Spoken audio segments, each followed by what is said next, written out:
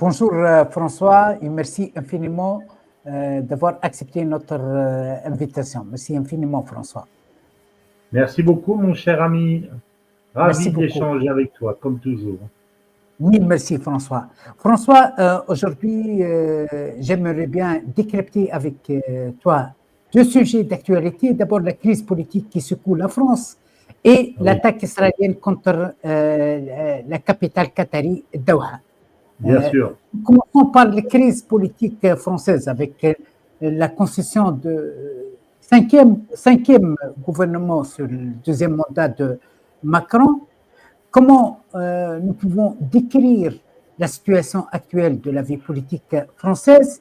Selon toi, quelles sont les causes majeures de cette instabilité économique, sociale et institutionnelle? Et puis, les partis traditionnels sont-ils encore capables de proposer des solutions crédibles? L'opinion publique, comment, d'après toi, ce colère sociale est perçue? Et concernant aussi la perte de confiance des citoyens envers leurs dirigeants, envers surtout Emmanuel Macron, qu'est-ce que tu penses concernant l'essor de cette crise? Oui, alors il y a beaucoup de questions, mais en fait, c'est une seule question. C'est très simple. Pour moi, la chose est très simple.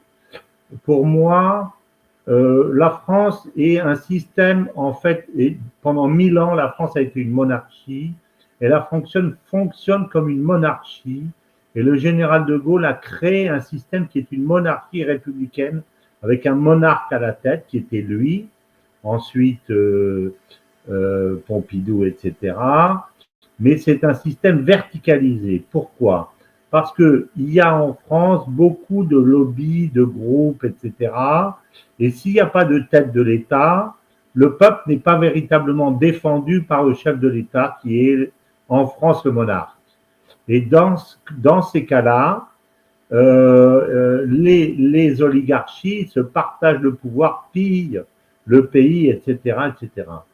C'est ce qui s'est passé au moment de la Révolution française, qui est, comme on sait, une révolution bourgeoise et pas une révolution populaire, comme de nombreux auteurs l'ont bien expliqué. Je pense à Régine Pernoud, même le général de Gaulle l'avait dit, où en fait, le fait d'avoir supprimé, d'avoir coupé la tête du roi a permis à tout un tas de personnes de s'enrichir sur les biens du clergé, sur les biens etc.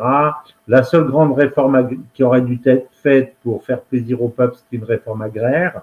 Et celui qui l'avait proposé, qui a insisté pour qu'on la fasse, il s'appelait Gracchus Babeuf, on lui a coupé la tête pour que surtout pas il n'y ait pas de réforme agraire et que les paysans ne puissent pas acheter les terres qui étaient en vente. Voilà. Bon, je ne développe pas, mais j'ai développé ça dans un premier livre que j'avais fait là-dessus. Donc, pour moi, la France était donc au départ une monarchie avec la tête du roi qui a été coupée. Ensuite, évidemment, la Troisième République et la Quatrième République n'étaient pas des monarchies du tout. D'ailleurs, elles se sont perdues dans les tripatouillages et dans le manque de verticalité du pouvoir. Et ensuite, le général de Gaulle a institué la Cinquième République comme une monarchie républicaine avec un mandat à 7 ans, qui est le mandat véritablement qui donne au président de la République du temps et de le faire sortir symboliquement du temps des parlementaires. Voilà. Alors, ce qui s'est passé, c'est qu'en septembre 2000, donc Chirac a fait voter un référendum pour passer au quinquennat. Mais en faisant ça, je dirais que symboliquement, il a coupé la tête du monarque républicain, comme cela avait été fait au moment de la Révolution, et il a, je dirais, livré le pays, il a abandonné la verticalité du pouvoir que Mitterrand s'était bien gardé de supprimer. Je me souviens que il y avait une réflexion un jour pendant la cohabitation de Mitterrand, pendant les donc 14 ans où il est resté au pouvoir, où Philippe Séguin avait dit quand on a un conseil de ministres, à certains moments, j'ai l'impression qu'il y a une seule personne autour de la table. C'est-à-dire que Mitterrand incarnait tellement fort la puissance du monarchique inhérente à la Ve République qu'il dirigeait complètement le pays, même s'il était dans un système de cohabitation. Alors pourquoi je dis ça? Parce que ensuite, après, d'abord, ce référendum que Chirac a voulu faire a été un référendum où il n'y a eu que 7 millions sur plus de 40 millions d'inscrits, il n'y a eu que 7 millions de Français qui ont voté cette réforme. Ça fait 17% des inscrits. Donc, ça a été, on a en fait émasculé la Ve République et transformé la Ve République en un régime pseudo-présidentiel, mais ni véritablement présidentiel, ni véritablement monarchique, une espèce de truc qui fonctionne sur 3 pattes. Et à ce moment-là, je dirais que tout le monde s'est mis en haut de la pyramide à voler, à piller, à prendre, etc., de façon de plus en plus ostentatoire, avec une fracture sociale qui est devenue aujourd'hui énorme, et avec un peuple qui est totalement oublié. Et ce qui s'est passé, c'est que Bayrou, alors, il faut dire une chose, moi je suis Bayrou depuis très longtemps, puisque j'ai même été dans son parti à un moment donné. Je l'ai quitté parce que je n'avais pas confiance en lui, mais j'ai été dans son parti au début. Et Bayrou est une personne qui a une volonté sociale assez affirmée. J'en veux pour preuve un livre qu'il a fait, qui est un excellent livre qui s'appelle Henri IV, sur Henri IV, où il montre en particulier la fibre sociale d'Henri IV, du roi Henri IV, qui est, je pense, d'une certaine façon, un modèle pour Bayrou, puisqu'il a été maire de Pau, etc., etc. Et je soupçonne, moi, que Bayrou, en fait, en quittant, a envoyé une grosse peau de banane à Macron pour des raisons que je vais expliquer. C'est-à-dire que la France est aujourd'hui l'équivalent d'un pays, d'une entreprise où tous les directeurs tapent dans la caisse. Tous les directeurs tapent dans la caisse. Je pourrais donner des exemples, mais on ne peut pas faire trop long non plus. Et le PDG de l'entreprise est le chef des voleurs. Et ça, je renvoie les lecteurs, les auditeurs à un livre qui est le dernier livre de Marlex, celui qui n'est pas encore paru, mais le précédent, qui s'appelle Les liquidateurs, où Marlex montre que la France est un pays de cocagne pour le pillage, le vol, la vente des biens de l'État, etc., etc. Donc, on est dans une situation où il y a une entreprise qui est comme ça. On fait venir un comptable pour dire, alors, propose quelque chose parce que l'entreprise perd de l'argent, parce que tout le monde pille. Et le comptable dit, c'est très bien, pour redresser l'entreprise, il faut baisser les salaires des ouvriers, des employés. Voilà la proposition. Et la proposition de Bayrou, en fait, c'est ça consiste à s'attaquer aux pensions, à s'attaquer aux remboursements médicaux et à faire en sorte que les Français travaillent 2 jours gratuitement pour leur pays sans gagner plus. Donc, en fait, pour moi, c'était un chiffon rouge. Donc, le résumé de tout ça, c'est que le problème de la France n'est pas un problème de dette. Le problème de la France n'est pas un problème économique. Le problème de la France est un problème politique. Le régime qui est prévaut aujourd'hui est un régime, je dirais, qui est d'ordre politico-mafieux, je vais même dire ça comme ça. Donc, il faut un changement de régime et il faut à la tête de l'État quelqu'un qui dise on va faire une vraie politique sociale et on va faire en sorte que les gens, et en particulier les personnes aux revenus modestes, aient le droit de gagner ce qu'ils doivent et on va faire en sorte que les voleurs soient pris et soient punis. C'est ça le problème. C'est ça le problème de la France aujourd'hui. Alors, on essaye d'en faire un problème de dette ou un problème, etc., mais c'est faux. Et les personnes savent très bien ce que c'est, puisque dans les manifestations, elles disent pas il faut remettre la France au travail. Elles disent Macron démission. Donc les gens ont compris que le problème, c'est le problème du chef de l'État. Donc pour conclure là-dessus, moi je pense que le nouveau, d'abord je pense que Bayrou, s'il a proposé ces réformes-là, c'est qu'il savait très bien que ça n'allait pas passer. Et il s'est suicidé, à mon avis, parce qu'il savait qu'il ne pouvait pas s'attaquer au véritable problème. Et je vais même jusqu'à penser que Bayrou a essayé de proposer une politique sociale et que Macron l'a empêché. Et que du coup, Bayrou a proposé ces mesures-là pour, en fait, se faire dégager. Ça lui permet de sortir. Comment tu expliques, François, l'insistance de Macron à chaque crise d'aller à l'avant, d'insister, même méthode, hein, et même méthode, sans consultation des majorités parlementaires, il décide, bon, c'est un régime présidentiel, concertation avec les partis, avec les compositions politiques, ils mettent toute la France devant le fait accompli. Mais bien sûr, parce que Macron s'en fout complètement. Ce n'est pas, c'est une attitude autoritaire, mais c'est pas du tout une attitude monarchique, puisque dans le système monarchique, je rappelle que l'onction de Reims, ça voulait dire que le roi se donne au peuple et le peuple se donne au roi. Donc il y avait une alliance entre le peuple et le roi était là pour maintenir l'ordre et la justice, c'est très important. Et aujourd'hui, Macron se comporte comme un chef des voleurs. Bon, donc il en a rien à faire. Il agite pour le compte d'un certain nombre de puissances financières. Il agite pour le compte de Bruxelles. Il agite pour le compte des démocrates américains. Et en fait, la France, le peuple ne l'intéresse pas et la France ne l'intéresse pas. Donc, il décide ce qu'il veut. Mais je pense qu'il est important que petit à petit, et chaque fois que c'est possible, il perde son autorité jusqu'à ce qu'à un moment donné, sa cote de popularité soit tellement basse qu'il soit obligé de partir.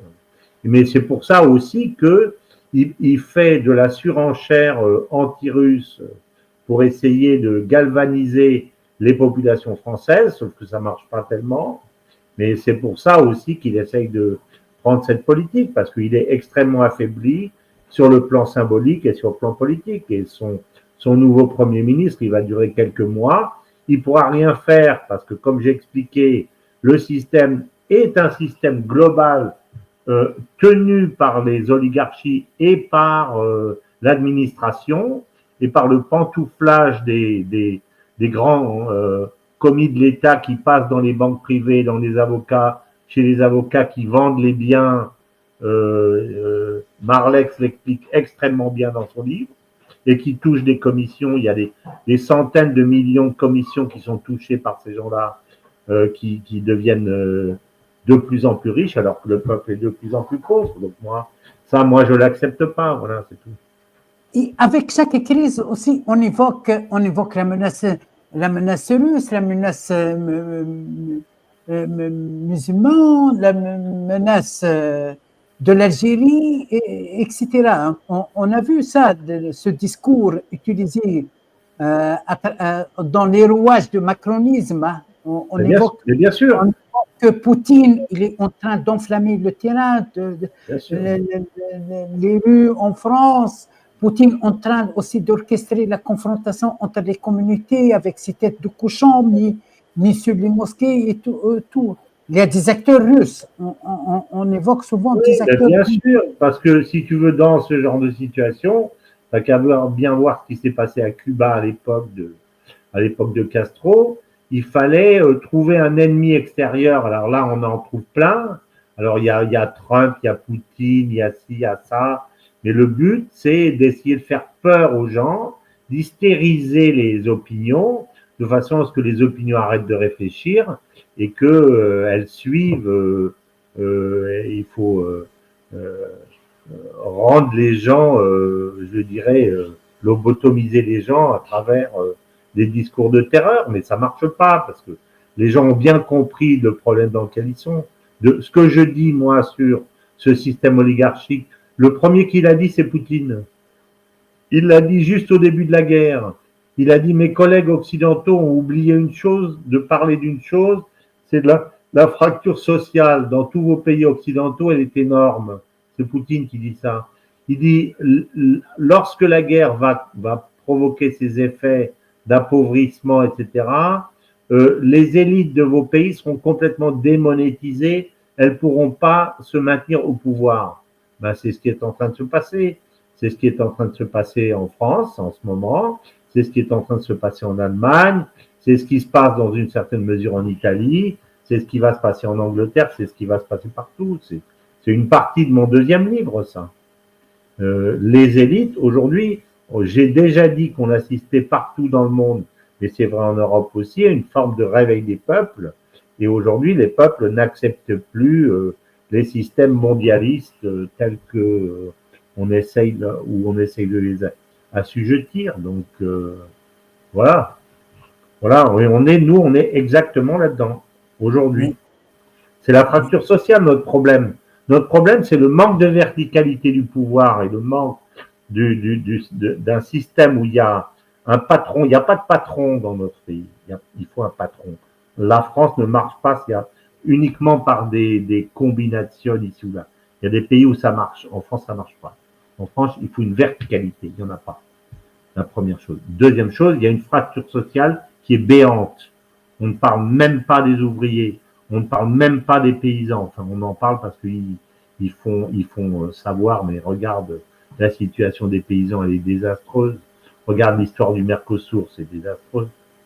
Donc, on regarde la télévision française et demande-toi dans les publicités de la télévision française combien il y en a qui concernent les classes populaires. On te propose des voitures électriques que les pauvres ne peuvent pas acheter, des parfums qu'ils ne peuvent pas acheter, des ça. Je veux dire, tu as 90% de la publicité, c'est pour les riches. Donc, ça ne marche pas. Donc, c'est le régime qui arrive au bout de sa vie. Le régime est pourri, il arrive au bout de sa vie, il doit changer. Et à mon avis, je l'ai déjà dit sur d'autres chaînes, je pense qu'une des premières réformes que devrait faire un président digne de ce nom, ça serait de revenir à un septennat unique. En disant, voilà, moi je suis là, je mettrai la main sur les oligarchies, je mettrai la main sur les hauts fonctionnaires qui prennent de l'argent, etc., sur tous les gens, et je les prendrai, je les punirai, un peu ce qu'a essayé de faire le président tunisien actuel, hein. Oui. Avec des résultats, je dirais, mitigés de son côté, parce que en même temps, il faut relancer le pays, le refaire travailler économiquement, etc. L'économie ne marche pas bien, mais ce qu'il essaye de faire, c'est-à-dire de s'attaquer à la corruption, pour moi, c'est le principal travail que doit faire un futur président. Mais c'est pas un premier ministre qui peut le faire, c'est évident. Et ça, c'était pas Bayrou, et ça sera pas non plus le Cornu. Quelle est ta lecture concernant la position du Parti socialiste qui se présente comme une alternative, les socialistes? Personnellement, c'est quelque chose qui m'a choqué. Hein. Les chefs du Parti socialiste, c'est les voleurs en chef. Les socialistes de François Hollande, le fameux Emmanuel Valls, qui sont les partenaires d'Emmanuel Macron. Comment Bien sûr. Donc, ça veut dire que, en fait, chacun dit, mais moi, je veux un bout du gâteau. Ah ben, moi, je vais prendre le gâteau. Ah ben, non, c'est moi qui vais prendre le gâteau. C'est moi qui vais prendre le couteau. Non, c'est moi qui vais prendre le couteau. Mais tout ça, c'est des guerres entre les lobbies qui veulent prendre, qui veulent piller le pays. C'est pas un changement de régime. C'est les soubresauts du régime. Voilà. C'est pas un changement de régime, ça. On ne touche pas au vrai problème quand on dit ça. Et les Français le savent parfaitement. Parfaitement. Ils ont absolument décodé le système. Voilà. Oui. Voilà, c'est ça. Notre problème est simple. Et quand on dit la dette, ça n'a rien à voir avec la dette. Et quand on dit qu'il faut remettre les gens au travail, il n'y a rien à voir. Et quand on dit les Français coûtent trop cher, etc., c'est eux qui dépensent, c'est un mensonge absolu. Le problème, ce n'est pas les Français. Ça veut dire, François, tu es pour les élections présidentielles anticipées. Ça veut dire ce changement d'origine, du fond du régime politique. Non, mais j'attends que ça, moi. Depuis la dissolution, je dis Macron va couler petit à petit. Alors, il a retardé parce que, justement, il utilise, là, il va prendre, comme je dis, tous les matins, il regarde, tous les soirs, il se met à genoux devant son lit. Il dit, ah, pourvu que j'ai quelque chose à dire demain matin et que j'existe encore, le lendemain, il va prendre un treillis. Il s'habille avec un treillis et il va chercher un drapeau, il va dire méchant Poutine, donc ça lui fait gagner quelques semaines. Après, il dit vive la Palestine, ça lui fait gagner quelques semaines. Et puis après, il dit Trump est un con, ça lui fait gagner quelques semaines. Bon, voilà. Il fait comme ça depuis le début, mais il se démonétise progressivement. Moi j'attends. Je trouve que Bayrou est resté assez longtemps, moi. Je pense qu'il aurait. Il a de la chance de dire. Il aurait pu partir plus vite. Il a de la chance de dire vive la Palestine sans être. Sans... Pas bien. Mais bon. Mais bon, il prend tellement de fausses pistes qu'une fois, s'il en prend une qui n'est pas fausse, il faut être content. Mais bon, je ne me fais aucune illusion sur ses véritables motivations dans le système que j'ai décrit. Et puis, si Netanyahou lui envoie des lettres en disant horrible salaud, et après il dit c'est abject, enfin, quand tu as deux types qui sont démonétisés l'un et l'autre et qui s'engueulent, quelque part, ça les arrange l'un et l'autre parce qu'on parle d'eux. Voilà. C'est ça le but du système, c'est toujours, si tu n'existes plus médiatiquement, tu n'existes plus du tout. Alors, peu importe s'il n'existe pas politiquement, du moment que tu existes un peu médiatiquement.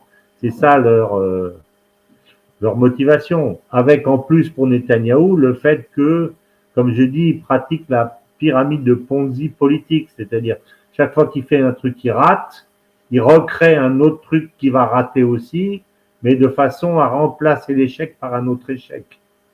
Oui. Tu vois, il a bombardé, qu'est-ce qu'il n'a pas bombardé jusqu'à présent? Il n'a pas bombardé la France, mais bon.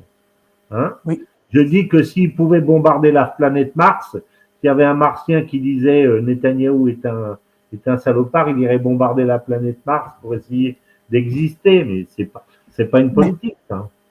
Même ta deuxième ville, qui est Boursaïd, Sidi Boursaïd, il a été bombardé. Hein. Oui, c'est pas Sidi Bou qui a été bombardé, c'est la Marsa. C'est la Marsa qui était le siège de l'OLP. Je sais même très bien où c'était. C'était à côté de l'hôtel, comment ça s'appelait?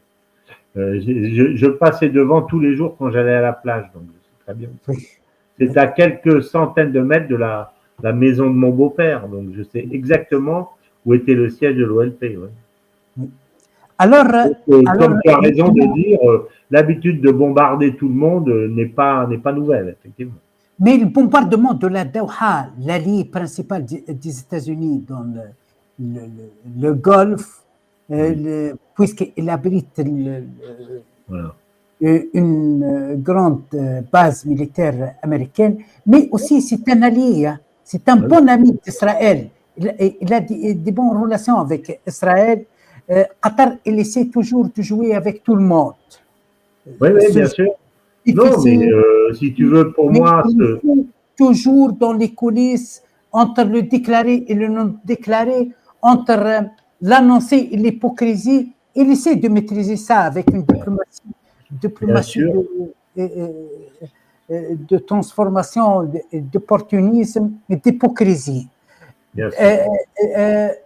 Plusieurs, concernant ces attaques contre les dirigeants de Hamas à Doha, plusieurs observateurs évoquent l'implication de Doha. Doha, il a coordonné avec les États-Unis, avec Israël, c'est la comédie.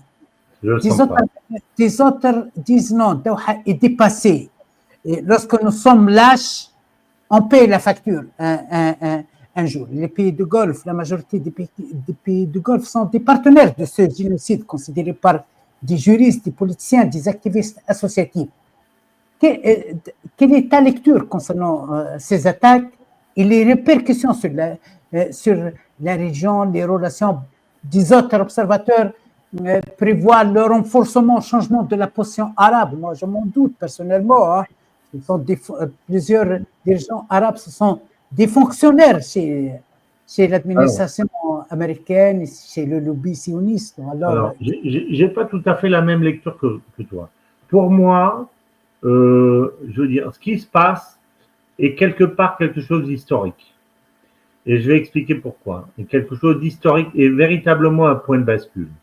Parce que quand tu vois la façon dont Trump a été reçu quand il a fait sa tournée au Proche-Orient, la façon dont on lui a même offert, les Qataris lui ont offert un avion qui valait 500 millions de dollars pour un double de son avion Air Force One. Et derrière tout ça, il y avait évidemment la fin de la guerre et donc une solution politique pour la Palestine. Quand on voit là où on en était et là où on en est aujourd'hui, enfin, il y a une perte d'image de Trump qui est phénoménale. Alors, il y a eu déjà le coup de l'Iran où on fait 6 rounds de négociations et après on bombarde l'Iran. Alors, moi, je veux bien qu'on ait prévenu les Iraniens pour qu'ils enlèvent les matières fissiles et les équipements et après qu'on dise à Israël, bah, tu te débrouilles tout seul et on le laisse se faire casser la figure pendant 12 jours. Mais là, ça fait 2 fois et c'est grave.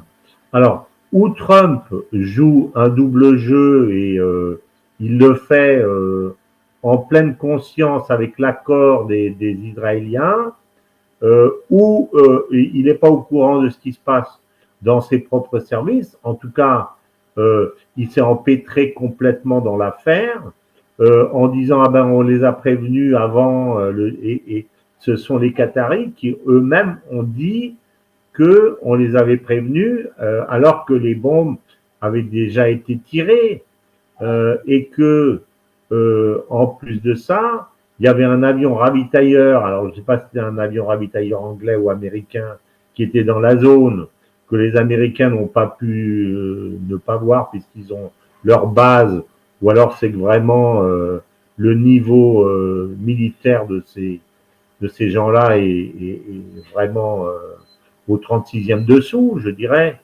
mais ça m'étonne quand même. Mais il y a aujourd'hui, moi je me mets à la place de Ben Salman, alors c'est vrai qu'ils n'ont pas été très courageux, mais eux, ils attendaient de voir comment le fruit allait tomber.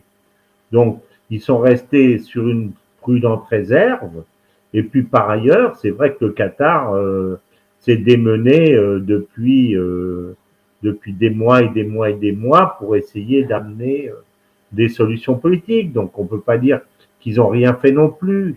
Alors, derrière la visite de Trump, il y avait évidemment la solution politique et Trump a confirmé ça en refusant de s'arrêter en Israël lorsqu'il a fini sa tournée et ce qu'il voulait dire à Israël, je suis pas je suis pas le jouet de vos, je suis pas votre enfant. Je suis pas votre comment ça s'appelle, votre marionnette. Et quel changement aujourd'hui, mais quel changement incroyable de la part de Trump. Donc, soit qu'il l'ait voulu, soit que les Israéliens les trompaient en lui disant, comme ont fait les Japonais à Pearl Harbor, on va attaquer alors qu'ils étaient déjà en train d'attaquer, en fait, puisque les Qataris ont dit qu'ils avaient été prévenus 10 minutes après que l'attaque ait eu lieu. Et semble-t-il, un certain nombre de négociateurs ont été sauvés simplement parce qu'ils sont sortis de la pièce à ce moment-là pour faire leur prière. Et c'est à ce moment-là que les bombes sont tombées. Donc, c'est totalement miraculeux.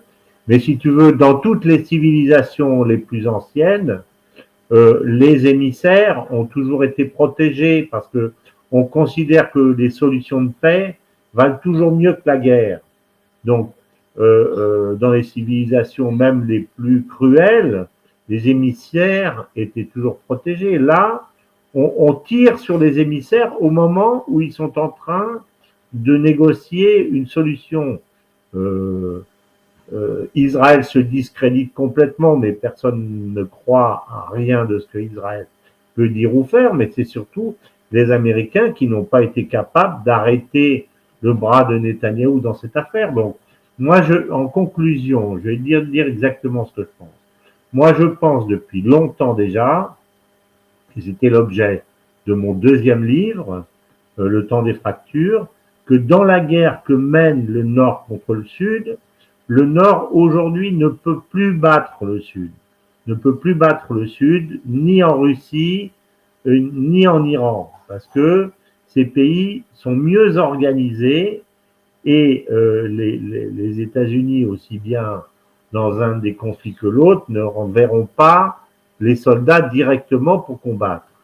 Donc, je pense que le Nord est impuissant pour gagner cette guerre et que le seul choix du Nord, c'est ou bien de négocier et finalement d'accepter une forme de défaite qui soit honorable, je dirais, et puis d'arrêter les guerres, ou bien de se faire battre à plat de couture.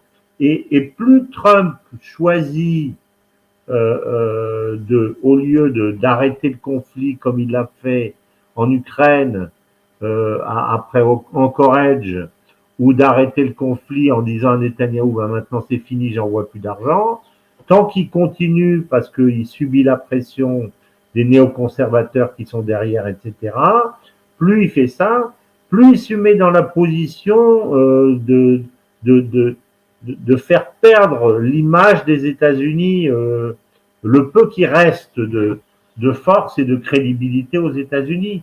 Et c'est ça mon inquiétude véritable, en fait. Pour moi, mon inquiétude, c'est qu'est-ce qui se passera après. Parce que je ne fais aucun doute pour moi que les guerres seront perdues par les États-Unis, les deux. J'en suis totalement persuadé. Je pense que la société israélienne est tellement mal qu'elle va s'auto-effondrer. Je voudrais bien savoir quel est l'état de la drogue dans cette société. Mais moi, je vois qu'il y a des dizaines et des dizaines de milliers de soldats qui reviennent de Gaza où on leur a dit vous tuez les femmes et les enfants à coups de les snipers, etc. Pour des gamins de 20 ans, c'est insupportable. Donc, je lisais un commentaire d'une professeure de droit, dont j'ai oublié le nom, qui disait que les États-Unis s'étaient pas encore relevés de la guerre du Vietnam et de toutes les horreurs que ces jeunes soldats avaient vécues. Et ben, ça sera la même chose en Israël. Et moi, je te l'ai déjà dit plusieurs fois, je pense que la société israélienne est totalement fichue et qu'elle va s'effondrer sous la folie, la drogue, etc., etc. Je le pense franchement. Mais si tu veux, donc le Sud gagnera cette guerre de toute façon et l'Iran, ils détruiront pas l'Iran sauf si ils veulent l'attaquer sur le plan nucléaire et ça sera très intéressant d'avoir l'opinion de Mohamed Marandi si un rendez-vous se confirme. Je ne veux pas dévoiler de détails, mais si un rendez-vous se confirme, ça m'intéressera beaucoup de savoir comment il pense. Mais moi, je pense que l'Iran a d'ores et déjà gagné la guerre. C'est ce que je pense, moi. Par le fait qu'elle l'a pas perdue, je pense qu'elle l'a gagnée. C'est ce que je pense. Mais si tu veux, le problème, c'est que derrière ça, qu'est-ce qui restera de l'image des Occidentaux, États-Unis et Europe? Qu'est-ce qui restera? Quelle image on gardera? On gardera l'image de perdant. Donc, si tu veux, moi, je me mets à la place de la France. La France a beaucoup à donner sur le plan international par sa connaissance des peuples, sa connaissance des États, sa connaissance des cultures, sa puissance économique, sa capacité technologique. Mais si on est dans une période de confrontation comme ce qui est en train de s'installer petit à petit avec la façon dont Trump prend les choses, avec les sommets de Tianjin, etc., et les sommets des BRICS, etc., le Sud va s'organiser entre soi et va se dire le Nord, ce sont des ennemis politique et économique, même s'il n'y a pas de guerre, il y aura des confrontations et puis ça se passera mal. Et finalement, c'est l'Occident qui s'effondrera. C'est ce que je pense. C'est ce que je pense. Donc, c'est pas l'intérêt ni du Sud ni du Nord qu'il y ait une confrontation pendant 50 ans. L'intérêt des uns et des autres, c'est la coopération, parce que tout le monde gagne dans la coopération. On ne gagne pas dans la confrontation. Mais pour ça, il faut que Trump prenne encore une fois les choses en main et montre qu'il est capable de résoudre les conflits. Et c'est facile pour lui. Il n'y a qu'à fermer les robinets dans un cas ou comme dans l'autre. Mais je ne le vois pas encore, pas toujours pas, fermer ses robinets. Qu'est-ce qui va se passer? Il va arriver aux midterms. Il a promis à ses magas qu'il allait arrêter les guerres. Et on va lui dire, tu n'as pas arrêté les guerres. Donc, il risque de les perdre. Et s'il perd les midterms, attention, après, il ne pourra plus rien faire. Et après, ça sera le retour des démocrates. Et là, si c'est les démocrates qui reviennent, là, on aura la guerre mondiale. Parce que derrière les démocrates, il y a à fond tout les lobbies militaro-industriels sont derrière. Plus les propagandistes de la mondialisation, de la globalisation, plus les lobbies LGBT, plus les lobbies anti-famille, plus on sera dans une guerre culturelle, dans une guerre politique et dans une guerre militaire. Donc moi, je veux pas ça. Je dis souvent que moi, je préfère Trump, et c'est pas parce que je suis un admirateur de Trump. Je veux dire, le général de Gaulle, encore une fois, n'était pas un admirateur de Staline. Et il a pensé que Staline était le meilleur choix pour écraser Hitler. Ben, voilà, c'est ce qu'il a fait. Il a fait son choix. Et moi, je pense que pour nous, les Européens, aujourd'hui, notre meilleur choix, c'est Trump. Mais encore faut-il que Trump prenne les décisions qu'il doit prendre. Et j'ai l'impression que entre le Trump du voyage au Moyen-Orient et le Trump d'aujourd'hui, c'est plus le même homme. Je suis sidéré. Je suis sidéré. Merci François, merci infiniment François. C'est grave ce qui se passe. Et Doha, il y a contribué.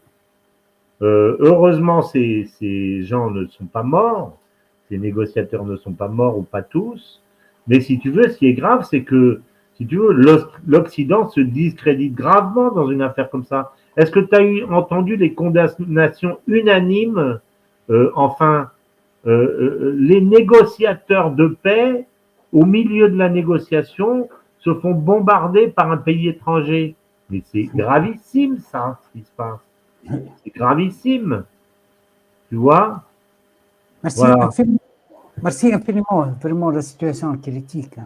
Merci infiniment, François.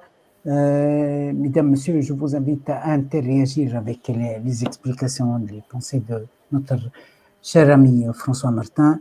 Et à bientôt. Merci beaucoup, François, et à bientôt. Hein. Merci. À bientôt.